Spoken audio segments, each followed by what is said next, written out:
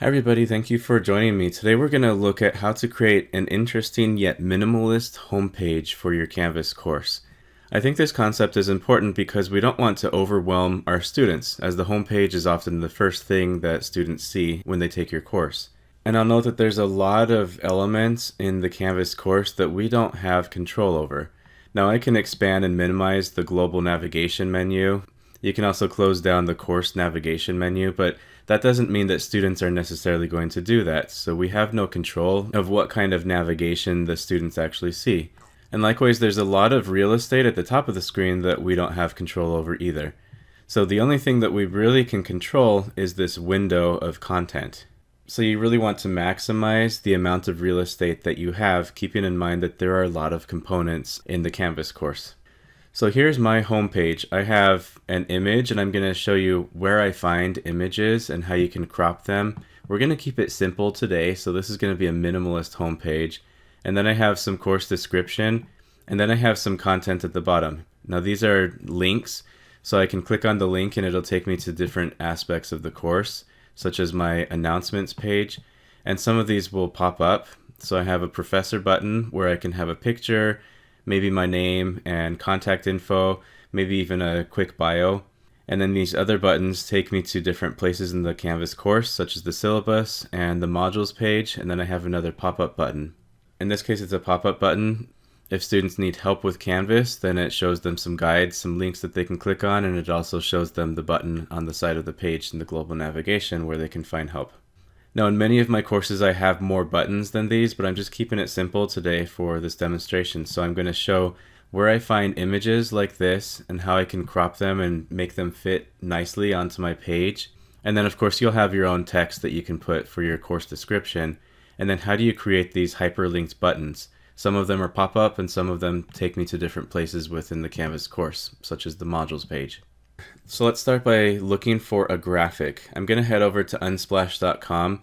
Now I'm not going to use the Unsplash plugin within Canvas and insert the picture that way. I actually want to go to the website because when you download a picture from unsplash.com from their website, then it downloads at a higher resolution. And in this case, I'm wanting this as a banner, so it's going to span the width of my page, and so I want it to be as high resolution as possible.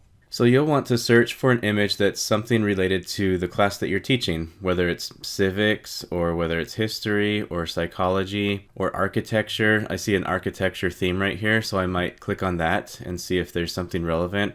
There's usually a lot of content that is very interesting. And the good thing about these is they're not only professional looking, but they're very high resolution. Now I'm seeing a lot of vertical pictures, these portrait layouts, and what I'm going to want is definitely a landscape layout. I want it to be wider because I'm actually going to crop the top and the bottom.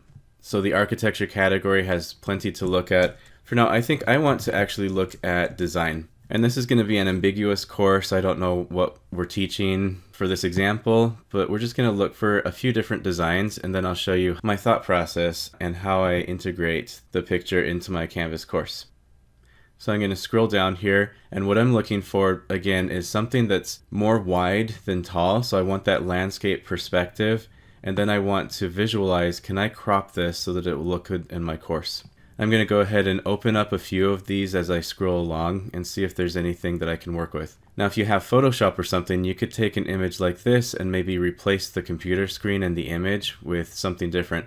Today I'm just going to keep it a little bit more basic. And so I'm looking for elements that would work. This would be another one where I could replace the computer screen, maybe with something related to my course content. This looks like it could be a good picture as well, so I'm going to open up this one in a new tab. We'll come back to that in a second. This one could also be a good picture, as could that one. Except for I like having, since this says iPod and iPod mini, I like it to have minimal branding if that's possible. And so I'm going to keep looking. There's a nice kitchen. That could make a good thing if you're looking at interior design or something related to where that would be appropriate. For today, I seem to be really gravitating towards these desk pictures. And that's the example that I have on my home screen as well. It's a workstation. And so let's begin by playing around with some of these. I'm going to go ahead and download this. And I'll go ahead and open this up. You can open this in whatever editing software you have, whether it's Photoshop or this is the native Windows photo editing app, and you can go ahead and crop it if you want. What I'm going to do is I'm actually going to open this up in PowerPoint.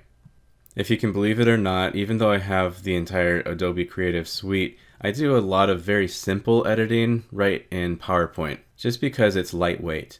And so first thing I'm going to do is zoom out a bit. I'm going to double click on this so that I get to the picture format tab, and I want to reset the picture and size. And it looks like it is reset, so that's about the size that we'll get. And then I'll go ahead and crop this, and so I want to keep an eye that this needs to be a lot wider than it is tall. And in this case, the computer has some branding there. I'm going to go ahead and crop that branding out because I don't want that to be really the focus of the picture. And so you can just tinker around with this. I have the edge of the table there. Maybe I can crop that down. You want to make it as wide as possible and as narrow as possible. So let's take a look at that and see what we have. Now that's promising. I'm going to put a text box over that and just play around with some options. So maybe, I don't know what class I'm teaching, but perhaps it's Psych 101. Let me center that. I'm going to look for a real bold font, something that's sans serif and that's really bold. I'm thinking maybe Intro Rust Base, and I'll bump up the font quite a bit, and maybe I can put that right at the top. Let's see what a white font would look like. So white doesn't really show up all that well, but if I wanted to, I could put a text outline around it. Maybe something dark. I could even get a text outline using the eyedropper tool, and maybe get a color that's somewhere on the image. So that's pretty interesting. Maybe I can bump that up even more. Just keep playing around with it until you find something that you like. Again, let's play around with this font and maybe grab a different color. See, do you like one of these better? Maybe something dark blue with a white outline. With a white outline, you want it to be something that can be easily read. Now before I move on, let's just take a look at these other images that I grabbed and see if maybe we can tinker with those a little bit too. So this is a really good one, but honestly, I would probably want to get into Photoshop with this and replace the monitor with content that's related to my class. And that could be another tutorial for another day, but Photoshop is a bit more advanced than what we're looking at today. But it is something that I've done before. If we go over to our website, howtocanvas.com, you can see the main banner is actually an Unsplash image, and I took my own content and replaced the computer and tablet screens with my own content using Photoshop. But for today, I'm keeping it a little bit simpler. We'll try and just modify stock photography just by cropping. So let's take a look at this last one. And that one also could be really interesting. Again, I would probably replace the laptop screen with something of my own content, but I can see that definitely this would fit a cropped window. So I think those are some really good options. Now let's head back over to our PowerPoint presentation, and we have this image. Now if I wanted the banner to be on the image, in this case it says Psych 101, then what I would do is I would select both the text box and the image, and I'd go ahead and group those together. And then when you right click on it, you can go save as picture. So I'm not saving the slide, I'm just saving the picture. And that could be really interesting, but what I'm going to do is actually, I want to get rid of this text box. I'm just going to have the image by itself. I'm going for a really minimalist look today, and so I'm going to save this picture once it's cropped to the dimensions that I like. And now that I'm looking at it without the banner, I think I want to crop it just a little bit more. And so I have the top of the laptop, I have the plant back there. I'm just going to make sure that it's really wide and narrow. And I also want to gauge that there are focal points. And so everything in this picture is pretty light except for the camera and maybe the stem of the plant. And so that really draws your attention, but also the laptop draws your attention because there's so much movement going on, and then you see this plain area, this gradient, and it's a little bit darker than the rest of it. Now our eyes by default, at least in the Western Hemisphere, we tend to gravitate towards the top left corner, and we read from left to right, so we go from top to bottom, left to right, and we tend to look at the top left corner a little bit more than the top right corner, and then we shift to the bottom left corner, and finally the bottom right corner receives the least amount of attention. Now that's different in other countries where they read differently, but the way that we read is the way that we tend to look at pictures. And so if you can get these novel elements like the camera, which is front and center, right in the middle of my cropped image, then that'll pull my attention to the camera. And so by default, you might look at either the camera because of the contrast, so much dark among the white, or they might be in the top left corner, but they'll see that there's not a whole lot of detail in this corner. And so you see lines that are steering their attention down.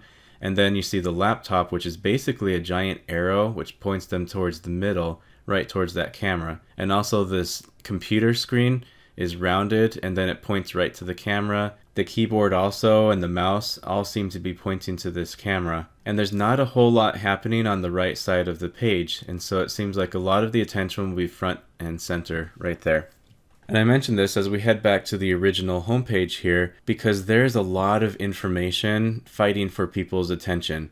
You have buttons, you have colors, you have interactions, you have titles and breadcrumbs at the top, you have navigation, you have course content, so you really want to grab their attention. The reason why I chose this image here is because it's so dark. Canvas tends to be a very minimalist and a very bright landscape, and so I wanted this dark image. I wanted to make sure that the students looked at this image, that it really caught their attention. There's a lot going on, there's a lot of competition, but I really want you to look here. And one reason why I like these computer desk pictures, the desktops, is because there are just a lot of lines. You have lines pointing basically towards the middle, towards the computer screen. In this case, you have lines pointing towards Einstein, and he is contrast, so the dark contrast of the entire picture grabs the attention, but once you're looking at the picture, you tend to focus on these lighter elements.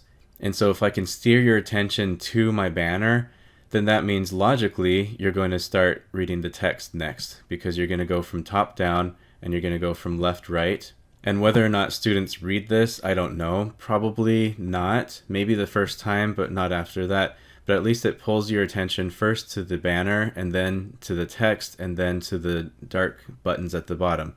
Now I can make these buttons any color that I want, but I chose to have them dark because I want their attention to go sequentially. And then I have a big Start Here button, and so that's probably the first thing they'll click. And then when they're back on the page, then they'll click sequentially. And so by having a good design, I'm commanding the attention of my students and I'm directing them through my page. And that's different than the approach of just dump everything, all the information on the page, and just it's there and hopefully the students will get it. But instead, I want to be very strategic about it. So let's go ahead and delete this page. I'm going to delete all of the content of this page, and we're going to start from scratch. So let's go back over to PowerPoint, and I'm going to save this image. We'll save it as a picture. Okay, then you can title the file name, and you can choose, do you want this to be a JPEG or a PNG? If there's any transparency in the image, then you can choose a PNG. If not, JPEG is fine. Either one of those would be just fine. And so I'm saving the image, and then I'll head over to my Canvas course, and we are going to upload that image now. So I will drag and drop my new image into Canvas, and before I submit it, I have to choose my usage rights. Now I don't hold the copyright, but we do have permission. Since it's Unsplash and they gave us permission to modify their images and use them, then I will submit that. Before I get to the other content, I'm actually going to go to the HTML editor and I'm going to modify the code a little bit. So here's the image, and what I'm going to do is I'm going to put style equals, and I want width of 100%. So this image, I always want it to be the entire width of the screen. And then I'll come out, let's make this full screen. And let's place some of that text on the screen. So prerequisite, the course description, and then what's left is for me to add those buttons. And so to add the buttons, I'm going to do that using code. And I'll have this code on our website, but essentially what I want to do is create an anchor with the class of btn-large and then btn-info and btn. And what that's saying is that I'm creating a button. This is a hyperlink. I'm hyperlinking the text, but the class is a button, and this is pulled from the Canvas CSS. I'm also putting a margin of 4 pixels around it, and then I'll need the href. Essentially, when you click on this button, where do you go? I'll have the text start here, and then I'll close the anchor. So that's my very first button. For now, I'll create 5 buttons like we did on the example, and I'm just going to copy and paste those. So now I have 5 buttons. None of them go anywhere because I don't have an href, and they all say start here. But I want to have one button for professor information. I'll have another button for the syllabus, and I'll take them to the modules page. And then I want a help button. You can have other buttons if you want, but these are the ones that I will have. So the 3 easiest ones to put the hyperlinks to will be the start here, the syllabus, and the modules, because those are course elements. And so if I hop over to the rich content editor, again, I can see the buttons don't look like buttons when you're in the edit mode, but they are buttons. What I want to do is remove that link, and then I will link to a course link. So in this case, I'll go to course navigation and I want them to go to my announcements page. That's where I want them to start. Go to syllabus, I'll remove that link, and then I will add to the course navigation. Let's take them to the syllabus page. And then for modules, I'll go ahead and remove that link, and I'm going to go, you could either go to modules or you can take them to a specific module. Like if you have a course home section, then you could take them there. I'll just take them to the modules page.